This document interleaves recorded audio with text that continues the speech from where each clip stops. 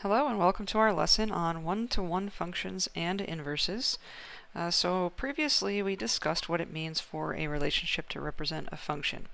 We said if a relation or relationship represents a function, then every x value corresponds with exactly one y value. Okay, every x value corresponds with one y value. And we said if we were looking at a graph, we could apply that definition using the vertical line test, where any vertical line should only cross through the graph of a function once, no matter where you put it. More than once would mean this is not a function. Okay, so now we're going to add to this definition. Not only should we be able to determine if a relation represents a function, we should also be able to establish whether or not it is what we call a one-to-one function. So if a function is one-to-one, then it's a function first. So it passes the vertical line test, and it fills the definition, which is every x corresponds with one y. So if it's a one-to-one function, it's a function first, and if it's one-to-one, then not only is it every x value corresponding with exactly one y value, then the reverse will be true as well. Every y value will correspond with exactly one x value. Okay, so one-to-one means one x to one y to one x, both directions. So if every x corresponding with one y means your graph will pass a vertical line test, then every y corresponding with one x means a one-to-one function will also pass a horizontal line test. Okay, so we got to be able to look at the different situations, the equations, graphs, sets of ordered pairs, and determine, first, is it a function? And if it's a function, is it a one-to-one function? Now remember I said an easy way when you're looking at ordered pairs to determine if you have a function is to think about x values as people and y values as birthdays. So in the same way every person has a birthday, every x goes to a y. So if we flip this now, if we're looking for one-to-oneness, it's every birthday has one person, which sounds a little weird, but in plain language we would say people can't share birthdays. Okay, so for one-to-oneness, people can't share birthdays. People can't share birthdays for one-to-oneness. Okay, and then for a function, every person has one birthday.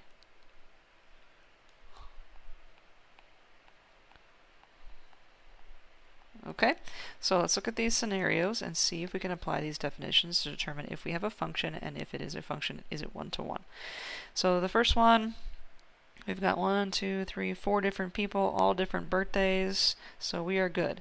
This is a one-to-one function. Okay, number 2, we've got 1, 2, 3, let's see, this is the same person, so this is no good. In order to test for one-to-oneness, we have to be a function first. And here's person 6 with a birthday on the 7th. Person 6 again, birthday on the 3rd. That's no good. Okay, that one person can have two birthdays. That one x cannot correspond to two different y's. So this is not a function. And if it's not a function, it cannot be one-to-one. So we wouldn't even have to look for that part. Okay, looking at number 3. We have all different people, 2, 4, 6, 10, all different x values, so we're okay there, it's a function. But now we have this one y mapping to this x, and here's the same y mapping to a different x. That's people sharing a birthday, which is not okay for one-to-oneness. So we need one x to one y and one y to one x, which doesn't happen here. We have one y going to two different x's. So this third one is a function, but it's not one-to-one.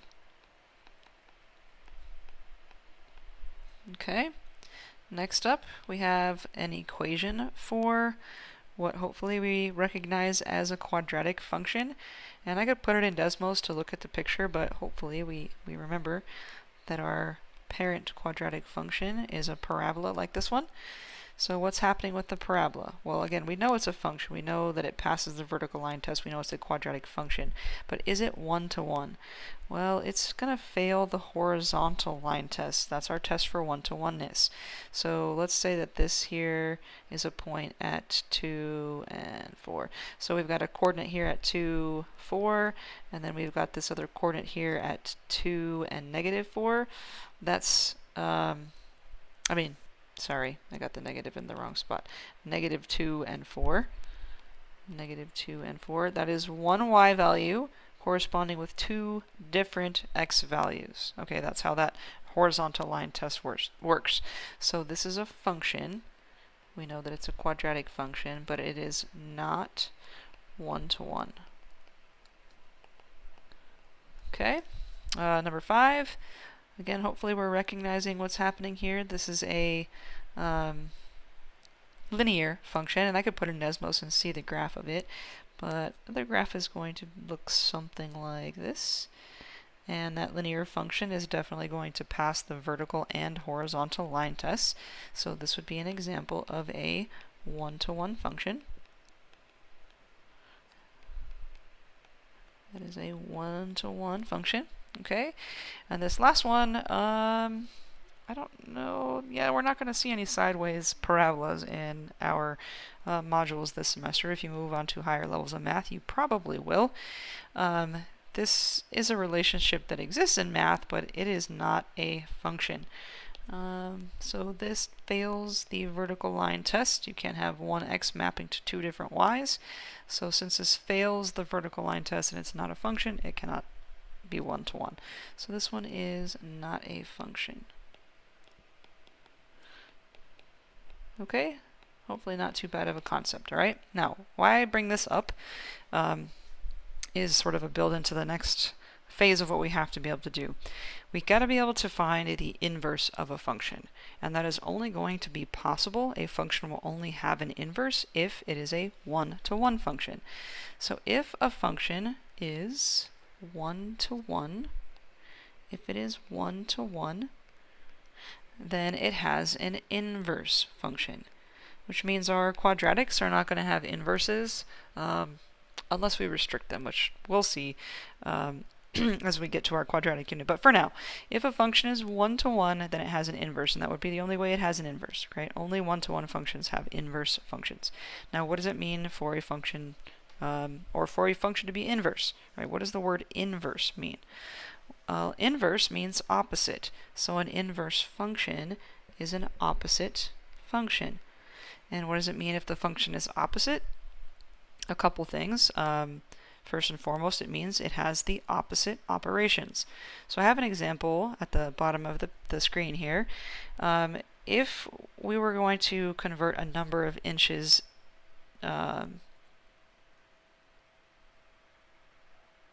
sorry, I'm reading these backwards. Reading and nothing was coming out of my mouth. If we wanted to convert from inches to feet or feet to inches, okay? This first function, if I had any number of feet, I could find the number of inches in those feet by multiplying by 12, right?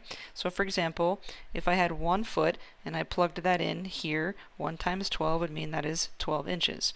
Or 2 feet. All right, if I plugged 2 in here, 2 times 12 would tell me that 2 feet would be 24 inches. Or 3 feet would be 36 inches. Or 4 feet would be 48 inches. Okay?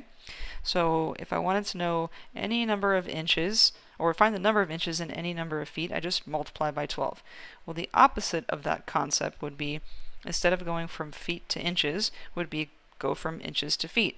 So instead of multiply a number of feet by 12 to find inches, it would be divide a number of inches by 12 to find feet, right? So if we want to go from feet to inches, or inches to feet, we have to flip what we're doing. And so here I would say, okay, if I had 12 inches and I put 12 inches in here, 12 divided by 12 would tell me, well, that's 1 foot. Or if I plugged 24 in and divided by 12, that'd be 2 feet. Or 36 inches divided by 12 would be 3 feet. Or 48 inches divided by 12 would be 4 feet. Okay? So this is a prime example of inverse or opposite functions. They're doing the opposite things, and what we see is our inputs and our outputs are switched. So instead of, instead of 1, 12 being a point on this function, we have 12, 1 as a point on its opposite function. All right, all the inputs and outputs are switched, and that's going to be true every time we have a function and its inverse. If the opposite things are happening, then those inputs and outputs are going to be switched. So the inputs, which are generally x values, and the outputs, which are generally going to be y values, those are going to be switched for a function and its inverse. Okay? Now, I think this is one of the rare situations where an actual application makes a little more sense than something that isn't in context. Normally, when we don't have the context and we're just dealing with algebra, we can just follow steps and work through a process, and then we apply it to a word problem, and it's like, ugh, this makes no sense. Well, this is a reverse. Here, I think it's pretty clear to see what's happening with the inches and feet. This is a real application of a function and its inverse, and it makes total sense. If we took the context out, is where it looks a little strange sometimes, okay? So if we were looking at this situation without any context, if I wanted to look at this as a function without context, then what we would see is y equals 12x, right? We're multiplying by 12, we've got two variables, and normally our variables would be x and y. If I wanted to take the context out here, then I would have y equal to x divided by 12. Okay, now it's a little harder to see that those are inverse functions here, but that's exactly what's happening, right? They're both linear functions. We've got our x to the first degree. One has an operation that says multiply by 12. One has the opposite operation, which is divide by 12. But it's a little easier to distinguish a function from its inverse if we can use some notation. So we have notation set up for that purpose, to help us distinguish between a function and its opposite, its inverse. So the notation for the inverse of y is going to look like this. It's going to be y with it. It's going to look like a little exponent of -1. That's how we write it. But that is the notation for inverse. So we would literally read that as y inverse. Or if we had a function notation, so if our function was f of x like that, then we would have f and then a little -1 stuck in there, and then x. And again, that would be read f inverse of x. This one would be read y inverse. So we're putting that little -1 there that looks like an exponent, but we're reading that little -1 as the word inverse. Okay, so without context, let me go back here. Without context in this situation, we would say, for example, here, that this would be y equals x would be our original function, and then its opposite, oh, sorry, not y equals x, y equals 12x is the original function here. Its opposite, y inverse, would be x divided by 12. So here it's taken input, multiply it by 12 to get an output, and in the inverse it's taken input divided by 12 to get an output. Okay? So that is the concept. Now how do we go about finding the inverse of a function? Let's see. Before that, let's reinforce that concept a little bit, okay? So we have a linear function here, y equals 2x plus 5. Let's complete a table of values for it. If we wanted to graph, this is what we would do. If I plug -1 in for x, 2 times -1 would be -2. -2 plus 5 is going to make a +3 here. If I put 0 in, 2 times 0 is 0, 0 plus 5 is going to make a 5 here. If I put 1 in, 2 times 1 is 2, plus 5 is 7. If I put 2 in, 2 plus 2 is 4, 4 plus 5 makes 9. Hopefully you can see the pattern. If I plug a 3 in, 2 times 3 is 6, plus 5 makes 11. Okay? So there's a function. There are some inputs and generated outputs for that function, and without even knowing what its inverse is yet, I could still complete a table of values for that inverse. So remember, for a function and its inverse, the inputs and outputs are switched. So if plugging -1 into this function produces 3, then in the opposite, plugging a 3 in would produce a -1. Okay, if plugging 0 into this function produces 5, then in the opposite, plugging 5 in would produce a 0. right? If plugging 1 in makes 7, then plugging 7 in is going to make a 1 here. If plugging 2 in makes 9, then 9 here makes 2. And again, plugging 3 in makes 11 means plugging 11 in makes 3. So all the inputs and outputs will be switched for a function and its inverse. Okay, so the same thing then for this graph. If you want to pause and try it out, we should be able to take the graph of a function and graph its inverse function using the same concept. Okay, all of the x's and y's are switched. So if you want to try it out, go ahead and hit pause and give it a shot. If not, then let's knock this out together here. So we have a point on f of x at 1, -1. So if we flipped that, our inverse should have a point at -1, 1. So at -1, 1 is a point. And then we have 0, 1 on the function. So when it's inverse, 1, 0. So if I go to 1 and 0, make a point. And then the function has a point at, running out of space, has a point at -1, 3. If I flip that, then at 3, -1, I should have a point. And then finally, we've got -2, 5 as a coordinate on the function. So 5, -2 should be on our inverse. 5, -2. And now we can see how those are lining up nicely here. So now we're just going to connect these. Oops. Turn the pen on. And that's pretty close. Okay. So, maybe you want to actually connect the dots when you draw it, but I tried my best. So this is, again, f of x. This we're going to call f inverse of x, where all the coordinates are flip-flopped. Now hopefully you can see in the picture there's a little bit of symmetry happening. Technically, and this is something that will come up again later, when all those points are flip-flopped like that, the symmetry is created over our parent linear function. So our parent linear function y equals x is a line of symmetry for a function and its inverse, for the graph of a function and its inverse. If I reflect it over that line, you can see how those are making mirror images of each other. So the graphs, let's make a little note here. Again, this is not like imperative information. This is nice to know information. The graph of a function and its inverse have symmetry about our parent linear function, which is the line y equals x. That's going to be true for every function and its inverse. You should see that symmetry happening, which is the same property that's those x's and y's flip-flopping. That's what makes that happen on the graph. Okay, so again, that's nice to know information. But now that we understand the concept, the opposite operations, the x's and y's, or the inputs outputs are all flipped. If I give you a function, you should be able to generate the opposite function. Okay, so you should be able to generate the opposite function, and sometimes this is super easy.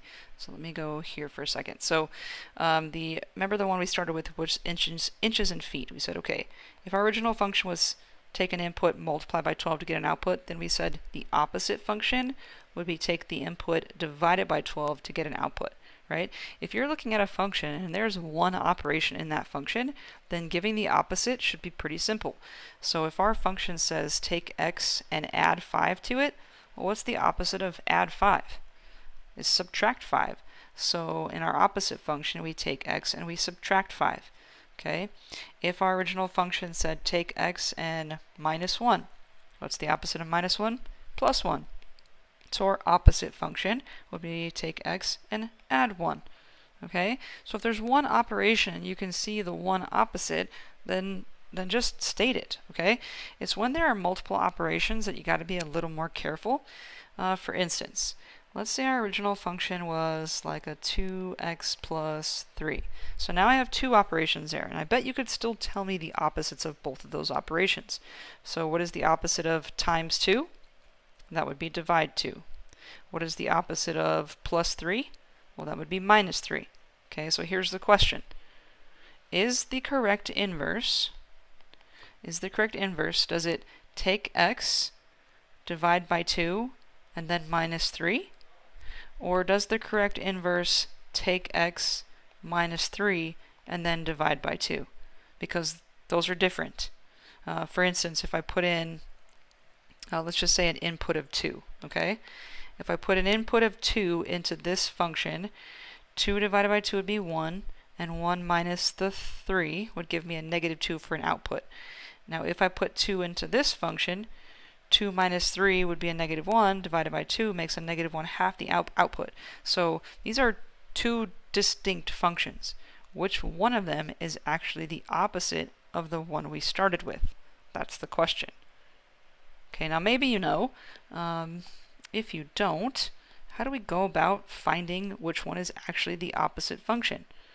Well, there's a way to do this, and it's a helpful way. Maybe not so much here, because some of you are going to be able to see this and figure it out without all this work.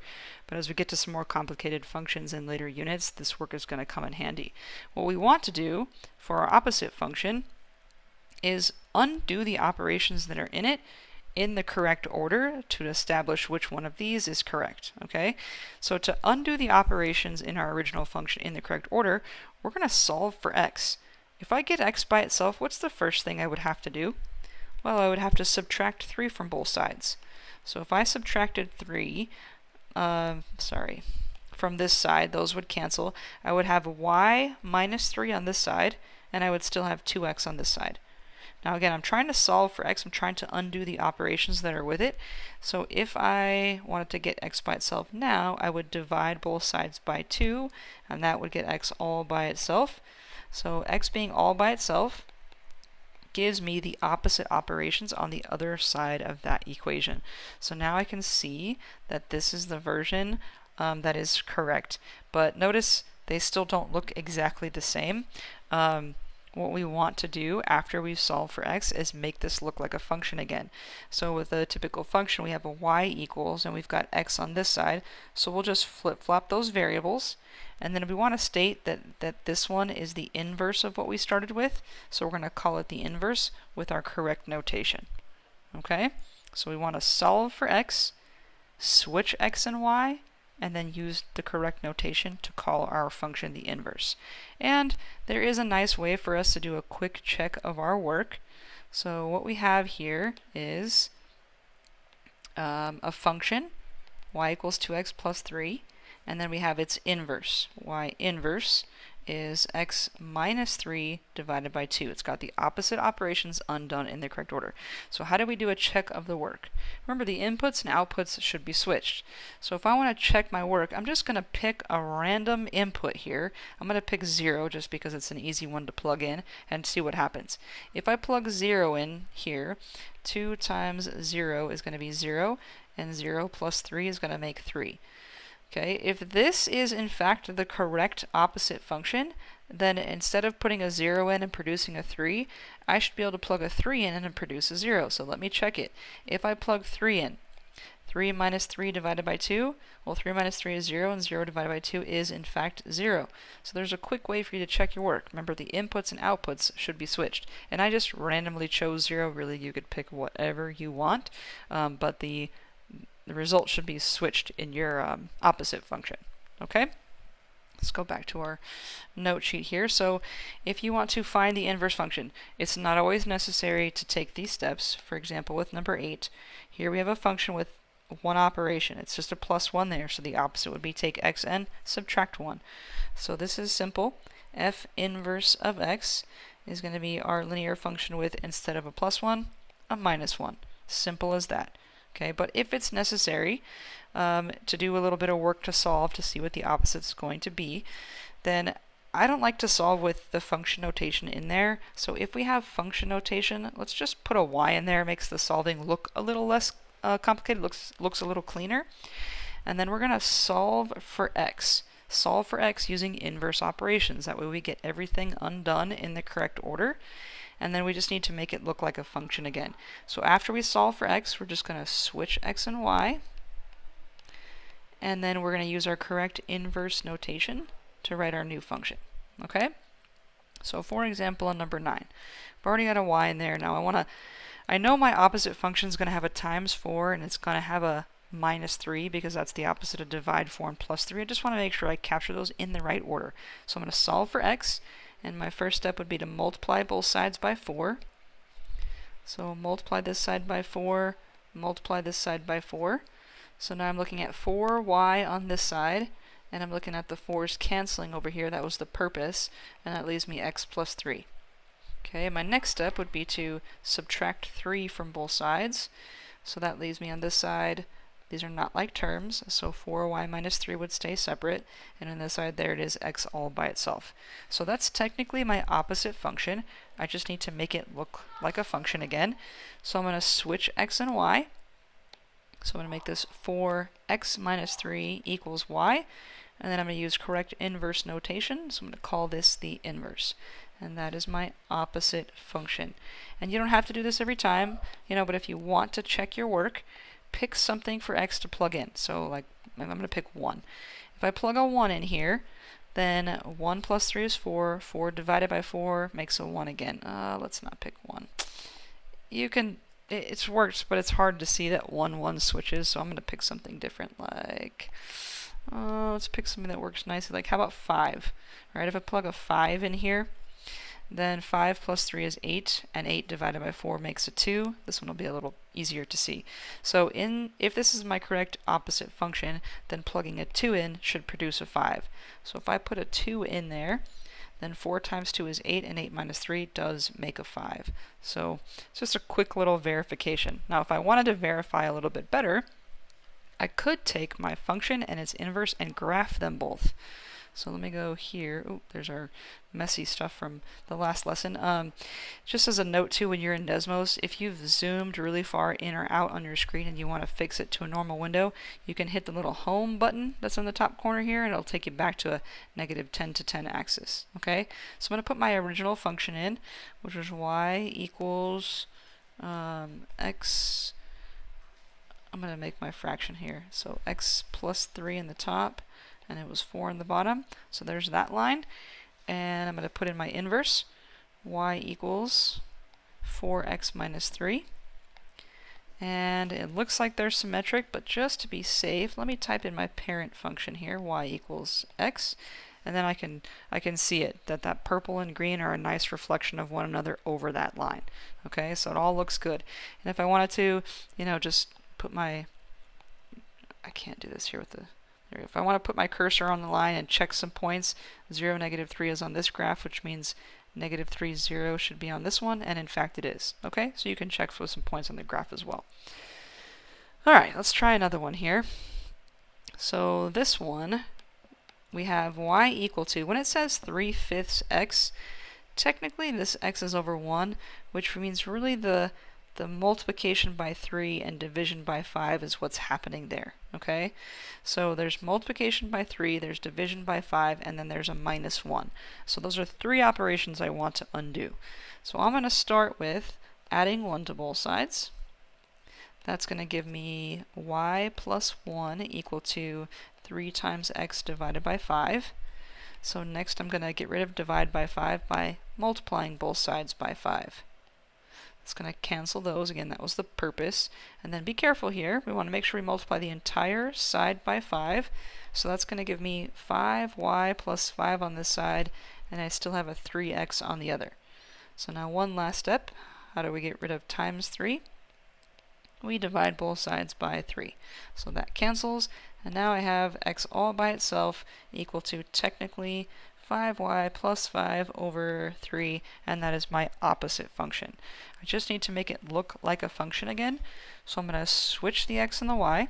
So it's going to be 5x plus 5 over 3 equal to y, and then I want to call it the inverse using inverse notation, and that is my opposite function.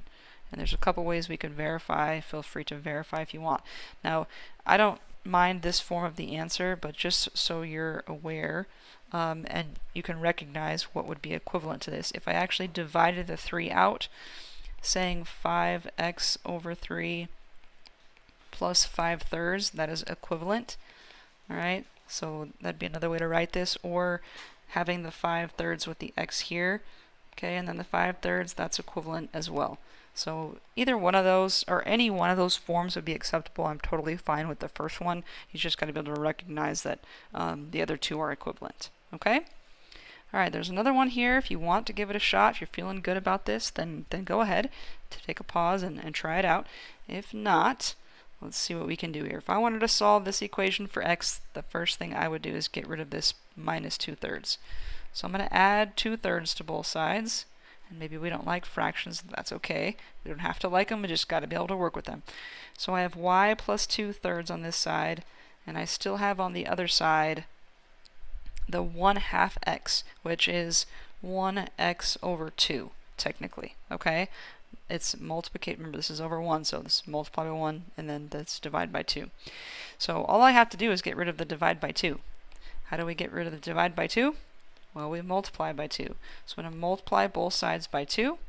That's going to cancel here. And then we got to make sure we multiply the entire side. So here we're going to end up with 2y plus 2 times 2/3 is going to be 4/3. Again, this is 2 over 1 here, so 4/3. And then on the other side, we have 1x, which is exactly what we wanted. We wanted 1x to be all by itself. Okay, so that's our inverse function. Just need to make it look like a function again. So I'm going to switch x and y to x plus 4/3 equal to y. And I'm going to call it the inverse function with my notation. And so there it is. And again, you can do the verification. I'm going to go ahead and do it on this one just to be safe. So if I wanted to verify that these two functions are opposites, what would be a good number to plug in? I don't know. Let's say I plug in 0. Okay, if I put 0 into this function, it's going to make that half go away. So we'd be left with a negative 2/3. That's kind of yucky, but such is life, right? That means if I plug negative 2/3 in over here, I should get a 0. So if I put negative 2/3 there, 2 times negative 2/3, that's going to be negative 4/3. And when I add the 4/3, I do in fact get the 0 that I wanted. Okay, so let me get rid of all this mess. That is our function, and we did a quick check to verify. All right, so moving right along. Next, I hope I didn't erase. Yep, I sure did. Sorry, sometimes I swipe and I erase stuff that I don't mean to erase. Okay, so now I'm going to try to connect this to something that we started with in the very first lesson, which was compositions of functions. Do you remember what compositions are? So compositions are f of g of x and g of f of x. These are samples of compositions. That is, make a new function that is composed of two others. So remember, when you're reading this f of g of x, it means take g of x and plug it into f of x. Or g of f of x means take f of x and plug it into g of x. So plugging one function into another. Now what does this have to do with inverse functions and compositions? Let me deviate from our note sheet here for a second and go back here. So we said that from this example we were working with here, that y equals 2x plus 3 and y equals x minus 3 all divided by 2, we said that these were opposite functions. If I find the composition of these functions, so let me start this direction. Let's say I plug the inverse function into the original. I guess I should have put those closer together, right? If I take the inverse function and plug it into the original function, then we would be looking at 2 times, in place of x minus 3 divided by 2 plus 3. Well, what happens to times 2 and divide 2 is they cancel. And then what happens to the x minus 3 and the plus 3? Well, those cancel as well, and we're left just with x. Now if I go the other direction, if I take the original function and I plug it into the inverse, what happens? Well, that gives me 2x plus 3 minus 3 over 2. Well, 3's are going to cancel here, and 2x divided by 2, those are going to cancel, and again, it's going to leave you x. So if I plug a function into its inverse, or plug an inverse into the original function, what happens is all the operations cancel, which should make sense, right? If you have a function and its inverse, they have opposite operations. Those operations should cancel and leave you just and x. Now we did a little quick verify. I plugged in 0, got 3, plugged in 3, got 0. That's just a quick verify, but this is the ultimate verification that you have an inverse function.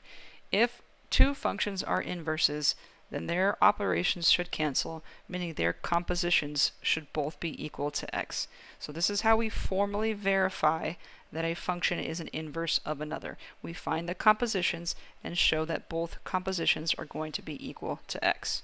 Okay? So if f of g of x is equal to x, and g of f of x is equal to x, that means I plug g of x into f, and I plug f of x into g, and both times I got x. That means that f of x and g of x, those two functions, they have to be inverses. Okay? So if we want to formally verify that two functions are inverses, we show that their compositions are both equal to x. Okay?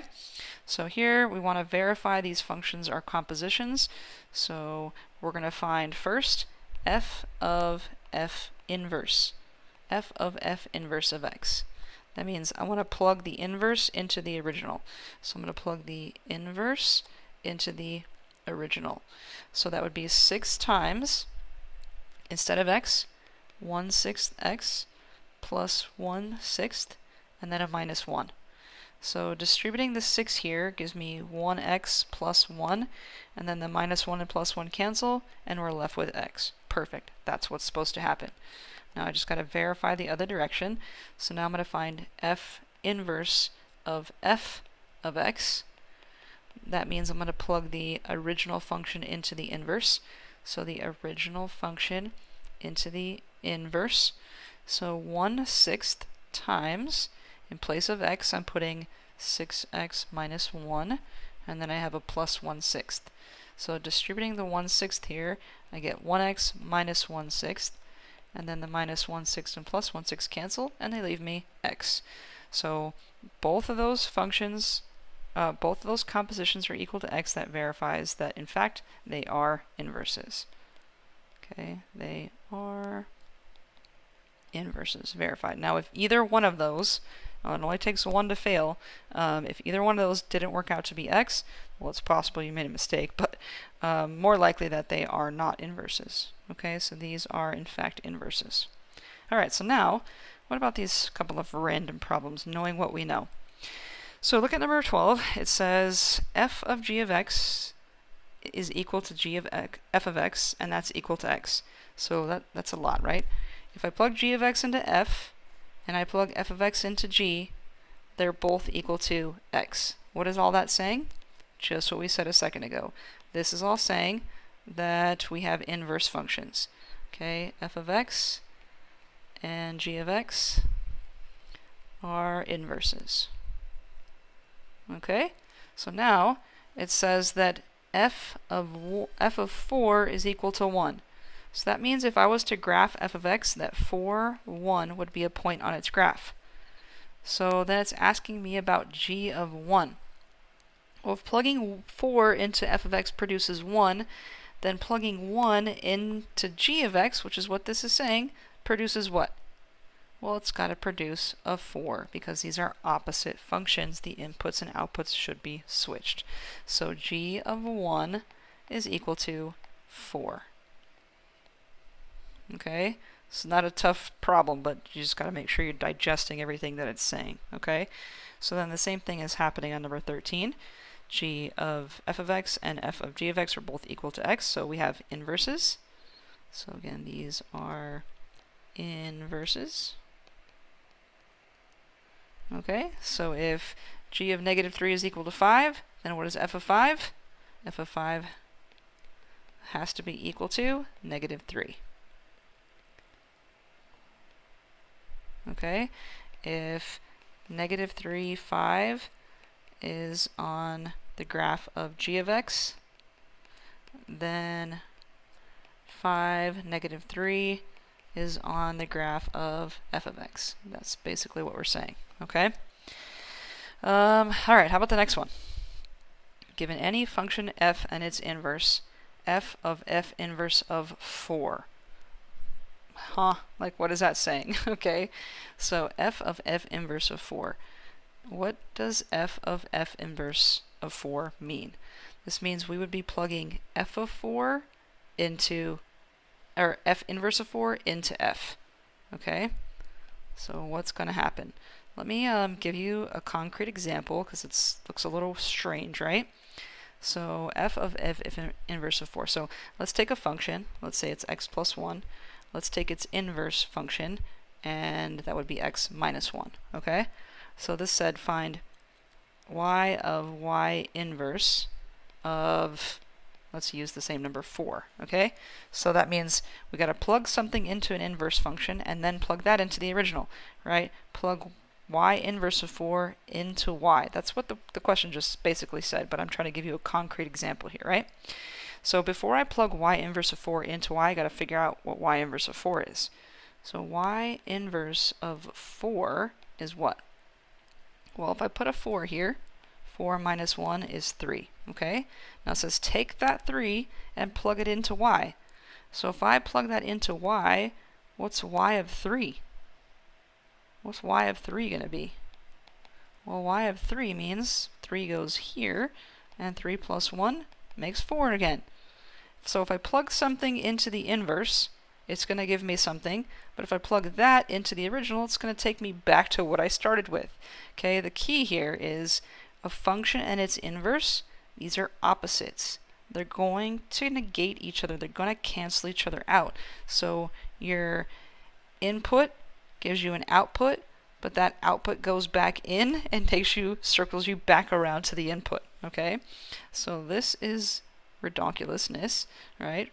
This looks all fancy, but these are opposites. They will cancel each other out. And so f of f inverse of 4 is just going to equal 4. Okay, and then the same thing is happening in the last one. G inverse of g of 7. Plug negative 7 into the function, it's going to give you an output. If you put that output back into the inverse, it's going to give you back the input. So these are inverses. Okay, they cancel. They cancel one another out. So what are we going to be left with? This is going to be equal to negative 7. Which is crazy, right? It all looks bananas. Okay, but hopefully it makes a little bit of sense. And then we finally did it. Okay, so start working through the practices when you get a chance. And if you're struggling, as always, I'm here to help. Just reach out if you need me. All right, guys, take care.